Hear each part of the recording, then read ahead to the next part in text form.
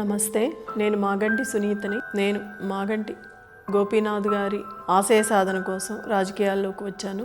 నా భర్త అనుకోని పరిస్థితుల్లో ఈ కష్టకాలంలో పెద్దవారు కేసీఆర్ గారు, సోదరుడు కేటీఆర్ గారు మా కుటుంబానికి అండగా నిలబడ్డారు. ఒక ఇంటి ఆడబిడ్డగా సపోర్ట్ చేసి ఇక్కడి వరకు తీసుకొచ్చారు.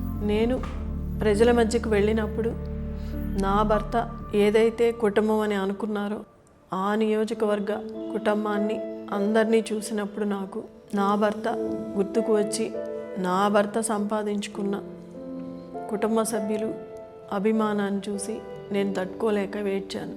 దాన్ని కూడా రాజకీయంగా హేళన చేశారు. ఒక మహిళ బయటికి వచ్చి ధైర్యంగా నిలబడి తను అనుకున్నది సాధించాలి అనుకోవటంలో తప్పేముంది.